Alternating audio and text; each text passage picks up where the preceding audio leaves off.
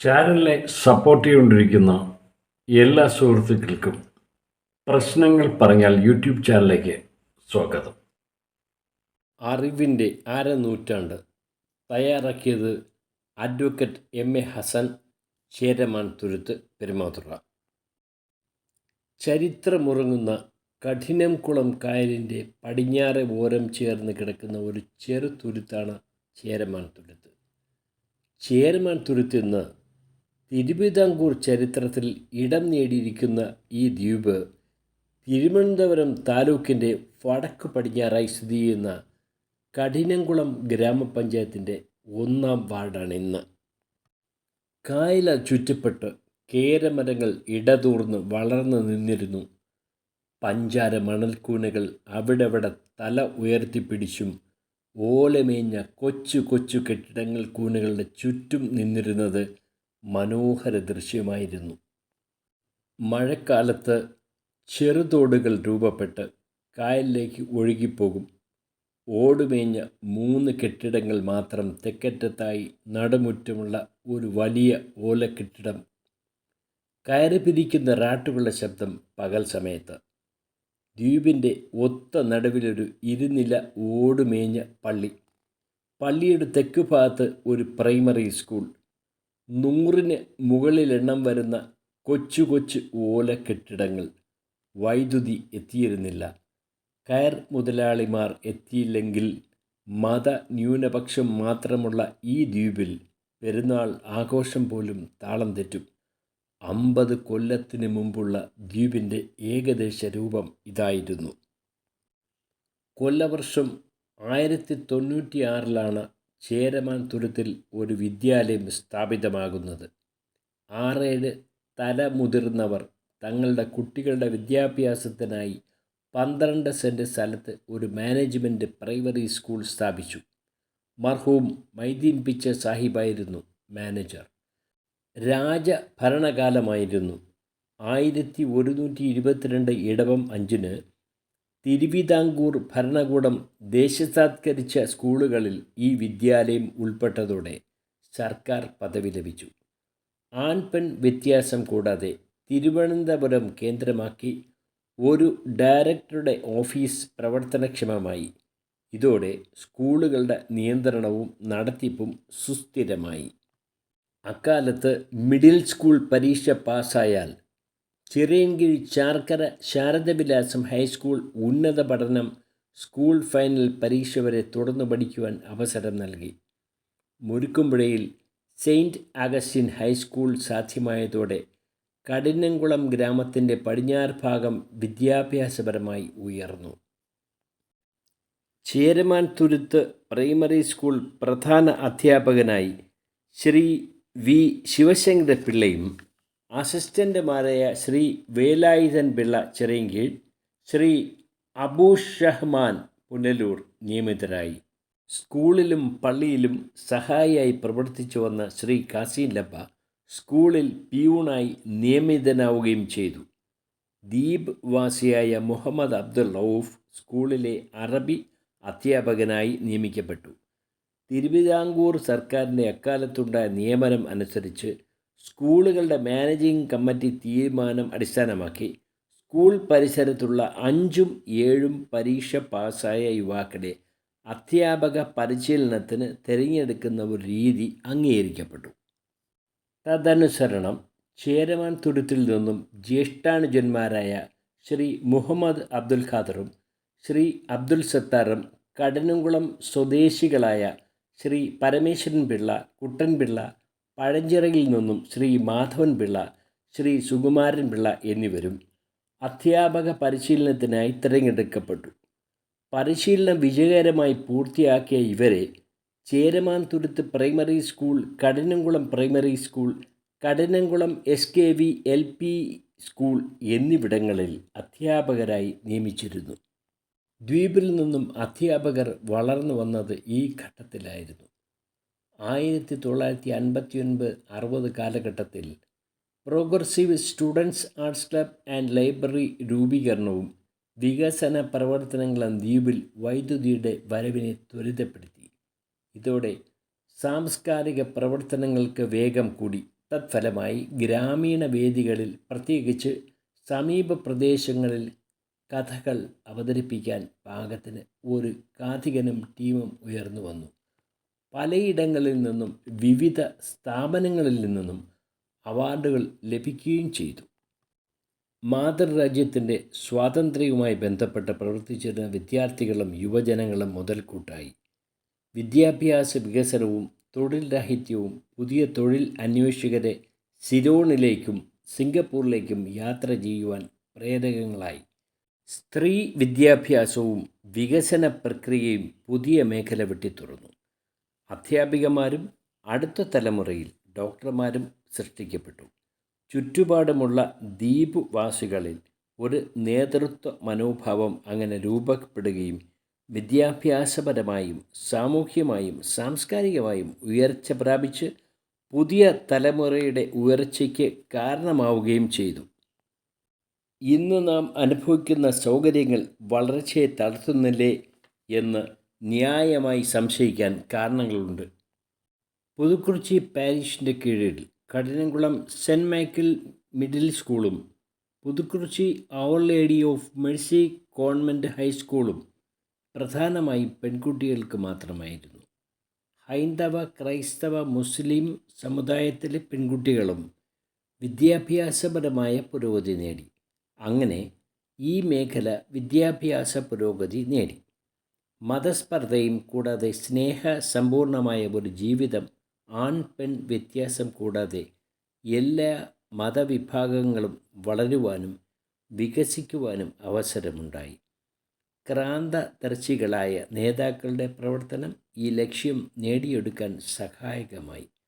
1022 ഇടവം 5-ാം തീയതി പ്രദേശത്തെ പ്രൈമറി സ്കൂളുകളുടെ പ്രവർത്തനം സർക്കാർ ഏറ്റെടുത്തതോടുകൂടി നിലവാരം മെച്ചപ്പെട്ടു. കാലം തെളിയിച്ച ദീപം ആയിരുന്നു പ്രദേശത്തെ അറിവിൻ്റെ അരനൂറ്റാണ്ട് ദീപ്തമാക്കിയത്. തയ്യാറാക്കിയത് അഡ്വക്കേറ്റ് എം.എ. ഹസൻ, ചേരമാൻ തുരുത്ത്, പെരുമാതുറ. ചരിത്രം പുനഃസൃഷ്ടിക്കപ്പെടട്ടെ.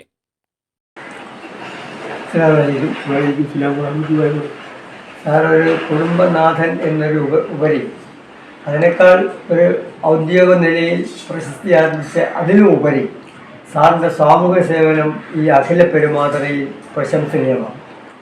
താങ്കൾക്ക് ആ രംഗത്തൊക്കെ ശോഭിക്കുവാൻ കഴിഞ്ഞു എന്നുള്ളതിൽ വളരെ സന്തോഷമുണ്ട്. അതിൽ ഉണ്ടായ ചില അനുഭവങ്ങൾ സാറിന് പറയാൻ പറ്റുമോ? 82 വയസ്സായി. കുട്ടിക്കാലമുള്ള എല്ലാ കാര്യങ്ങളും ഇപ്പോഴും ഓർക്കാൻ കഴിയുന്ന ഒരവസ്ഥ ദൈവം തമ്പുരാൻ തന്നിട്ടുണ്ട്. വളരെ ദാരിദ്ര്യം അനുഭവിച്ചിരുന്ന ഒരു കുടുംബത്തിലാണ് ഞാൻ ജനിച്ചത്. പ്രൈമറി വിദ്യാഭ്യാസം കഴിഞ്ഞിട്ട് തുടർ വിദ്യാഭ്യാസം തന്നെ തടസ്സപ്പെട്ടിരിക്കുന്ന ഒരു കാലത്ത് എൻ്റെ റോൾ മോഡലായിരുന്നത് എൻ്റെ അഭിമന്യ പിതാവാണ്. മരണപ്പെട്ടിട്ട് 50 കൊല്ലമായി.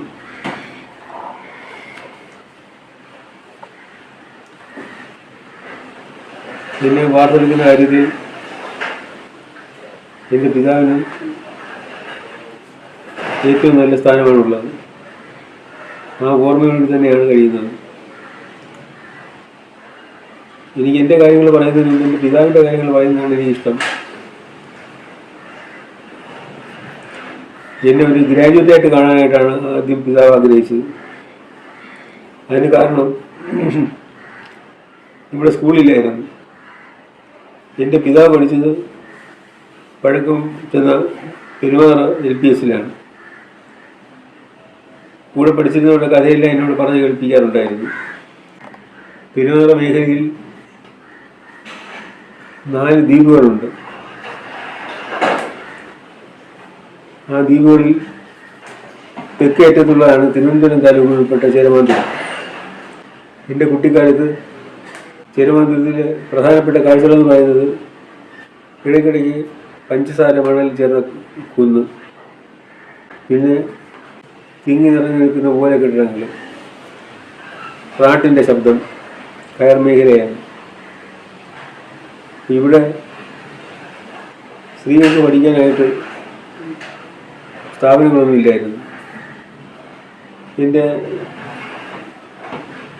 അപ്പൂപ്പൻ മർഹൂം മൊയ്തീൻ പിച്ച അവർ അദ്ദേഹത്തിൻ്റെ 4 സുഹൃത്തുക്കളുമായിട്ട് ചേർന്ന് ഒരു സംഘമുണ്ടാക്കി പള്ളി വക 12 സെൻറ്റ് വസ്തു സ്കൂളിൽ വേണ്ടി നീക്കം ചെയ്ത ഒരു പ്രൈമറി സ്കൂൾ ഇവിടെ ആദ്യം മാനേജ്മെൻറ്റ് ഭാഗത്ത് സ്ഥാപിച്ചു. അപ്പോൾ അതിൽ എൻ്റെ പിതാവിൻ്റെ കോൺട്രിബ്യൂഷൻസ് വളരെ വലുതാണ്. പിതാവ് ഒരു സ്വാതന്ത്ര്യ സമര സേനാനിയായിരുന്നു. പക്ഷെ ഒരു അടയാളവും ബാക്കി വയ്ക്കാതെയാണ് എൻ്റെ പിതാവ് മരണപ്പെട്ടത്. സ്വാതന്ത്ര്യ സമര സേനാനിയായിരുന്ന എൻ്റെ പിതാവിന് രോഗം കലശലായി വന്നു. പട്ടിണി അക്ഷരാർത്ഥത്തിൽ ഡിക്ഷണറി നോക്കാനാണ് ഞങ്ങളെ പഠിച്ചത്. പട്ടിണി ദാരിദ്ര്യം എന്നതിൻ്റെ വാക്കർത്ഥങ്ങൾ അനുഭവത്തിലൂടെ പഠിച്ചാണ് ഞങ്ങളൊക്കെ. എൻ്റെ പിതാവ് എന്നെ കോളേജ് പഠിപ്പിക്കാനായിട്ട് നിവൃത്തിയില്ലാത്ത കാര്യം ചുറ്റുപാടിൽ ചിന്തിച്ചിരുന്നപ്പോഴേക്കും പിതാവിനോടൊപ്പം സ്വാതന്ത്ര്യ സമരത്തിൽ പങ്കെടുത്ത കൂട്ടുകാരെല്ലാം കൂടി ഇവിടെ എത്തി. പിതാവിനെ കൊണ്ട് അപേക്ഷയിൽ ഒപ്പിടിക്കാനായിട്ടാണ് ശ്രമിച്ചത്. അപ്പോൾ പിതാവ് അവരോട് ചോദിച്ചത്, സ്വന്തം മാതാവിന് കാലിലൊരു വ്രണം വന്നാൽ അത് ചികിത്സിക്കുന്നവരുടെ കമ്മീഷൻ വാങ്ങിച്ച് നമ്മൾ ജീവിക്കും. അതുപോലെയാണ് എൻ്റെ ജോലിയാണ് എൻ്റെ മാതൃരാജ്യത്തിന് വേണ്ടി എൻ്റെ സ്വാതന്ത്ര്യം നേടുക എന്നുള്ളത്. അത് ഞാൻ ചെയ്തു. അതിന് എനിക്കൊരു പ്രതിഫലവും വേണ്ട. അത് പ്രതിഫലം വാങ്ങുന്നത് അധാർമികമാണ്. അതിനൊരു കാശ് എൻ്റെ കുടുംബത്തിലെ അംഗങ്ങൾക്കും വേണ്ട. അതുകൊണ്ട് ഞാനത് സ്നേഹപൂർവ്വം നിരാകരിക്കുകയാണ്. വളരെ വേദന ഉണ്ടാക്കിയൊരു സംഭവമായിരുന്നു അത്. അപ്പോഴേക്കും പിതാവ് എഴുന്നേറ്റ് അലമാരെ സൂക്ഷിച്ചിരുന്ന ഒരു ഇംഗ്ലീഷ് പുസ്തകം ആദ്യമായിട്ടെടുത്ത് എൻ്റെ നേരെ നീട്ടിയിട്ട്, ഇതാണ് സ്വാതന്ത്ര്യ സമര സേനാനിക്ക് എനിക്ക് എൻ്റെ പിൻതലമുറയ്ക്ക് കൈമാറാൻ കഴിയുന്ന ഏക സ്വത്ത്. ഇവരെ ആ പുസ്തകം ഇപ്പോഴും ഞാൻ സൂക്ഷിച്ചിട്ടുണ്ട്.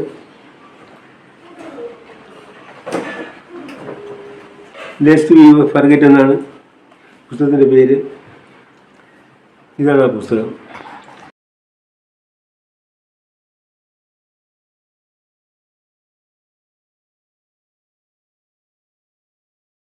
വക്ക അബ്ദുൽ ഖാദർ തൻ്റെ സുഹൃത്തായ ബോണിഫേസിന്, പുതുകൃഷിക്കാരനായ ബോണിഫേസിന് എഴുതിയ കത്തിൻ്റെ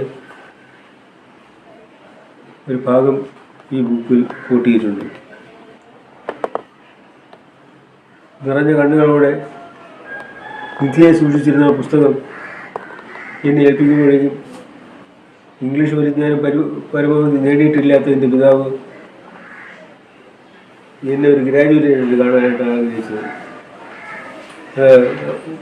പിതാവിൻ്റെ കൂട്ടുകാരോട് പറയുകയും ചെയ്തു, ഞാൻ ജീവിച്ചിരിക്കുകയാണെങ്കിൽ എൻ്റെ മകനെ ഞാൻ ഗ്രാജുവേറ്റ് ആക്കി കാണും. SSLC അന്ന് സ്കൂൾ ഫൈനൽ എന്നാണ് പറയുന്നത്. ഞാൻ പഠിച്ചത് 9 കിലോമീറ്റർ നടന്ന് അങ്ങോട്ടും 9 കിലോമീറ്റർ ഇങ്ങോട്ടും നടന്ന് 18 കിലോമീറ്റർ നടന്നാണ് ഞാൻ പഠിച്ചത് കണിയാപുരം മുസ്ലിം ഹൈസ്കൂളിൽ.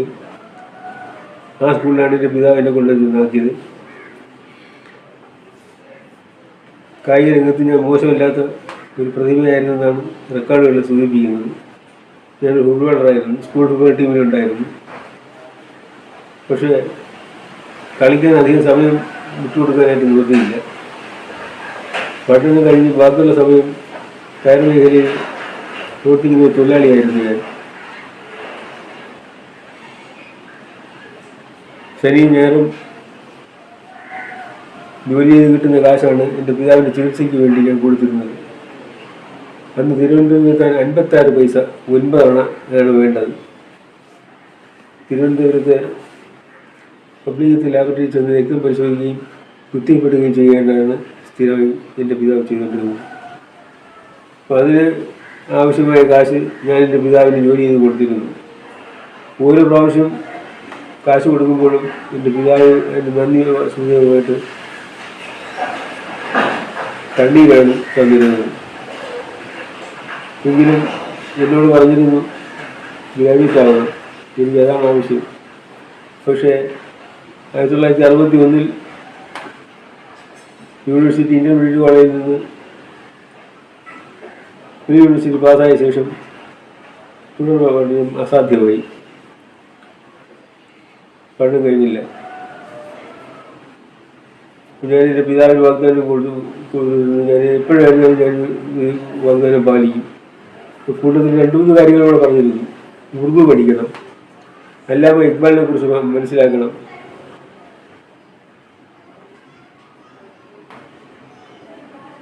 സാരി ജഹാൻ സാഹിച്ച എന്നുള്ള പാട്ട് അങ്ങനെ മൂളി കേൾപ്പിച്ചിട്ട് പറഞ്ഞ് ഇതൊക്കെ അർത്ഥമുള്ള കാര്യങ്ങളാണ്, ഇതൊക്കെ പഠിക്കണം. ഇതൊന്നും തിരുവനന്തപുരത്ത് സൗകര്യം ഉണ്ടായിരുന്നില്ല ഉറുദു പഠിക്കാൻ. പിന്നെ ഒരു ഗവൺമെൻറ് ഉദ്യോഗസ്ഥരാക്കണമെന്നുള്ളതായിരുന്നു എൻ്റെ അച്ഛൻ്റെ ആഗ്രഹം. അതിന് അന്ന് തിരുവനന്തപുരത്ത് പ്രൈമറി സ്കൂളിൽ ഹെഡ് മാസ്റ്ററായിരുന്ന VS പിള്ള സാറ് ഒരു ചായശക്തിയായി പ്രവർത്തിച്ചിരുന്നു. അദ്ദേഹത്തിൻ്റെ ഉപദേശവും നിരന്തരമുള്ള നിർദ്ദേശങ്ങളുമാണ് എന്നെ നടത്തിയത്. 18 വയസ്സ് കഴിഞ്ഞപ്പോഴേക്കും ഞാൻ PSCയിൽ ആപ്ലിക്കേഷൻ അയച്ചു. അന്ന് പിന്നോക്ക സമുദായക്കാരായ മുസ്ലിങ്ങൾക്കും ഈഴവ സമുദായത്തിനും കത്തോലിക്കർക്കും ലത്തീൻ കത്തോലിക്കർക്കും TTC നിർബന്ധമായിരുന്നില്ല. ഡയറക്റ്റായിട്ട് ആപ്ലിക്കേഷൻ PSC കൊടുത്ത് ഇൻ്റർവ്യൂ അറ്റൻഡ് ചെയ്ത് അധ്യാപകരാകുമായിരുന്നു. ഞാനങ്ങനെ ആദ്യമായിട്ട് PSCക്ക് ആപ്ലിക്കേഷൻ കൊടുത്തു അധ്യാപക ആകാനുള്ള ടെസ്റ്റ് എഴുതി. റാങ്ക് ഉണ്ടായിരുന്നു. പിന്നെ വിദ്യാഭ്യാസ വകുപ്പ് തിരഞ്ഞെടുത്തു. PD ടീച്ചറായിട്ട് എൻ്റെ അപ്പം സ്ഥാപിച്ചിരുന്ന സ്കൂൾ അതിൻ്റെ 122 ഇടം 5-ാം തീയതി സർക്കാർ ഏറ്റെടുത്തത് ഗവൺമെൻറ് സ്കൂളായി. ആ ചേരമംഗലത്ത് LPSന് പണിഷ്മെൻറ്റിനാണ് അധ്യാപകരോട് വന്നിരുന്നത്. യാത്രാ സൗകര്യമില്ലാത്ത ഈ നാട്ടിൽ കുറ്റവാളികളായിട്ടുള്ള അധ്യാപകരെ പരിഷ്കരിക്കുന്നതിന് വേണ്ടിയാണ് ഈ സ്കൂളിൽ ഇതുപോലുള്ള സ്കൂൾ പെരുമാറ സ്കൂള്, യൂണിവേഴ്സിറ്റി സ്കൂള്, ചേരമംഗലത്ത് സ്കൂളൊക്കെ ഉണ്ടായിരുന്നത്. ഇവിടെ അങ്ങനെ അധ്യാപകർ വരില്ലായിരുന്നു. അപ്പോൾ സ്ഥലത്ത് അധ്യാപകരെ കഴിഞ്ഞപ്പോഴേക്കും ഡിപ്പാർട്ട്മെൻറ്റിൽ നിന്ന് എന്നെ ചേരമംഗലത്ത് പള്ളിക്കൂടത്തിൽ തന്നെ അധ്യാപകരായിട്ട് നിയമിച്ചു.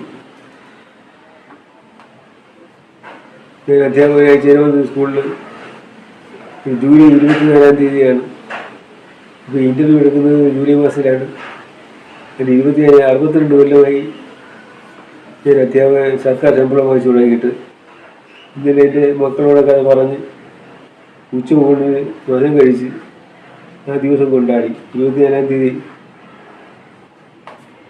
ജൂലൈ 24 എൻ്റെ ജീവിതത്തിലെ ഏറ്റവും പ്രധാനപ്പെട്ട ഒരു ഇതായിരുന്നു. ജോലി കിട്ടിക്കഴിഞ്ഞ് ഞാൻ പഠിത്തത്തെ കുറിച്ച് ആലോചിച്ചു. എന്നിട്ട് ജോലിയിൽ നിന്ന് കിട്ടുന്ന വരുമാനം കൊണ്ട് ജോലിയായ പിതാവിനെയും ജോലിയായ മാതാവിനെയും സംരക്ഷിക്കാനൊന്നും കഴിഞ്ഞിരുന്നില്ല. എങ്കിലും ഇൻ്റർവ്യൂ ചെയ്യുന്ന ശ്രീമൻ ഉമർ എൻ്റെ അപ്പച്ചിയുടെ മോനാണ്, എൻ്റെ വാപ്പയുടെ സഹോദരിയുടെ മോനാണ്. അവർ കുട്ടിക്കാലത്തെ ജോലി അന്വേഷിച്ച് ബോംബെയിലേക്ക് പോയ ആളുകളാണ്. അവിടെ ഞാൻ ഗൾഫിലേക്ക് ചാടി ജോലിയാക്കിയത്. അവരെല്ലാം സഹായം കൊണ്ട് കഴിഞ്ഞു വന്നു. തുടർന്ന് ഞാൻ KSRTCയിൽ PSC ടെസ്റ്റ് എഴുതി. ഞാൻ നേരത്തെ പറഞ്ഞിരുന്നില്ല, ഞാനൊരു സ്പോർട്സ്മാൻ കൂടിയായിരുന്നു. 5 മുതൽ വേളി വരെയുള്ള തീരപ്രദേശത്തുള്ള സ്പോർട്സ് ക്ലബുകളിൽ എനിക്ക് ബന്ധമുണ്ടായിരുന്നു ഇപ്പോൾ കളിക്കാൻ പോയിട്ട്. അപ്പോൾ അവിടേക്ക് SSLC കഴിഞ്ഞിട്ടുള്ള ആളുകളെല്ലാം കൂടി ചേരുമംഗലത്ത് കൊണ്ടുവന്ന് ഞങ്ങൾ സ്ഥാപിച്ചിരുന്ന progress students arts and sports club ലൈബ്രറിയുടെ കീഴിൽ ഞാൻ തന്നെ ക്ലാസ് എടുത്ത് PSC ടെസ്റ്റ് പഠിപ്പിച്ചു. മത്സര പരീക്ഷ എഴുതാനായിട്ട് തയ്യാറാക്കി. അപ്പോഴേക്കും ഞാൻ 9 കൊല്ലം അധ്യാപകരായിട്ട് പൂർത്തീകരിച്ചിരുന്നു. SKV LPSൽ അധ്യാപകരായിട്ടും ജോലി ചെയ്തിരിക്കുകയാണ് ഞാൻ KSRTCയിൽ ടെസ്റ്റ് എഴുതിയത്. ടെസ്റ്റ് എഴുതി വന്നു കഴിഞ്ഞപ്പോൾ എൻ്റെ സഹാധ്യാപകരോട് ചോദിച്ചു, എങ്ങനെ ഉണ്ടായിരുന്നു ടെസ്റ്റൊക്കെ? ഇല്ല, നീ പഠിപ്പിച്ചിട്ടാണല്ലോ കൂടെ എഴുതിയത്, അപ്പോൾ നല്ല റാങ്ക് കിട്ടണ്ടേ? ഞാൻ പറയും, മോശമല്ല, അർഹത നോക്കി കൊടുക്കുകയാണെങ്കിൽ 100-നകത്ത് എൻ്റെ റാങ്ക് വരും. 76 എൻ്റെ റാങ്ക്. പിന്നെ KSRTCയിലേക്ക് തിരഞ്ഞെടുക്കപ്പെട്ട കടലാസ് വന്നു. അധ്യാപക സർവീസ് അവസാനിപ്പിച്ചുകൊണ്ട് ഡ്രില്ലിംഗ് ഓർഡർ വഹിച്ചിട്ട് 1972 മെയ് 11 തമ്പാനൂരിൽ KSRTCയുടെ തമ്പാനൂർ യൂണിറ്റ് ക്ലാർക്കായിട്ട് ജോയിൻ ചെയ്തു. അപ്പോൾ വണ്ടിക്കൂലി ലാഭമാണ്, ടിക്കറ്റ് എടുക്കാതെ യാത്ര ചെയ്യാം. ആ ഒരു അവസരം നോക്കിയിട്ട് പഠിക്കുന്നതിനെ കുറിച്ച് ഞാൻ ചിന്തിച്ച് അങ്ങനെ ഞാൻ ഒരു ഉറച്ച തീരുമാനമെടുത്തു. എത്രയും വേഗം ഈവനിങ് കോളേജിൽ ചേർന്നു. ഈവനിങ് കോളേജിൽ ഞാൻ ആപ്ലിക്കേഷൻ കൊടുത്തു. BA മലയാളം ഹിസ്റ്ററിക്ക് ഞാൻ ആപ്ലിക്കേഷൻ അയച്ചു. ഹിസ്റ്ററി ഡിപ്പാർട്ട്മെൻറ്റിൽ നിന്നാണ് ആദ്യം സെലക്ഷൻ വന്നത്. അങ്ങനെ ഞാൻ യൂണിവേഴ്സിറ്റി കോളേജിൽ ഹിസ്റ്ററിക്ക് BA ഈവനിങ് കോളേജിൽ ചേർന്നു. അടിയന്തരാവസ്ഥ കാലത്താണ് അവർക്ക് രോഗം മൂർച്ഛിക്കുകയും അന്ത്യം സംഭവിക്കുകയും ചെയ്തത്. അപ്പോഴേക്കും ഞാൻ ഗ്രാജുവേറ്റ് ആയിരുന്നില്ല. പക്ഷേ സെക്കൻഡ് ഇയർ ഫസ്റ്റ് ക്ലാസ്സോടുകൂടി ലാംഗ്വേജ് പാസ്സായ സന്തോഷം കൊണ്ട് കണ്ണു നിറഞ്ഞ് അനുഗ്രഹിച്ചിട്ടാണ് എൻ്റെ പിതാവ് എന്നെ ഇവിടെ വീട്ടിൽ യാത്ര ചെയ്തത്. സമയം പറഞ്ഞാണ് എൻ്റെ പിതാവ് മരണപ്പെട്ടത്. മരിക്കുന്ന സമയം മുൻകൂട്ടി പറഞ്ഞിരുന്നു. അതൊരു തിങ്കളാഴ്ച ദിവസമായിരുന്നു. 2 മണിക്ക് മുമ്പ് എന്നെ വന്ന് കാണണം എന്നെൻ്റെ പിതാവ് രാവിലെ പറഞ്ഞു. ഞാനും ഭാര്യയും കൂടി ജ്യേഷ്ഠ സഹോദരൻ്റെ വീട്ടിലൊരു പ്രസവ സംബന്ധമായി കുഞ്ഞിനെ കാണാനായിട്ട് പോകുമായിരുന്നു. പിന്നെ 2 മണിയോടുകൂടി ഇവിടെ തന്നെ എൻ്റെ വാശിയുണ്ടായിരുന്നു. ബസ്സിൽ വീടിനടുത്ത് പുതുക്കുറിശ്ശിയിൽ ബസ്സിറങ്ങി കഴിഞ്ഞപ്പോഴേക്കും എൻ്റെ വൈഫിൻ്റെ ഒരു ക്ലാസ്മേറ്റ് ഓടി വന്നെന്തോ ചെവിയിലും ബന്ധു എൻ്റെ ഭാര്യയെ പെട്ടെന്ന് പൊട്ടിക്കരഞ്ഞു. എനിക്ക് കാര്യം മനസ്സിലായി. എൻ്റെ പിതാവിൻ്റെ ദുഃഖവാർത്തയായിരിക്കും ഈ കേട്ടതെന്ന് എന്ന് ഞാൻ ഊഹിച്ചു.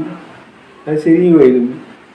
ഞങ്ങളിവിടെ വന്നു കഴിഞ്ഞപ്പോഴേക്കും എൻ്റെ ബന്ധുക്കളെല്ലാം ഇവിടെ എടുക്കൊണ്ട് പിതാവ് 12 മണിക്ക് ടൈം പീസ് എടുത്ത് നോക്കിയിട്ട് സമയത്തിനായത് പറഞ്ഞു. അപ്പോൾ 12 മണിയായി. അവരിപ്പോൾ എത്തിയില്ല, അവർ ഭാഗ്യമില്ല, അവർ എത്തിയില്ല എന്ന് പറഞ്ഞ് കണ്ണടച്ചു.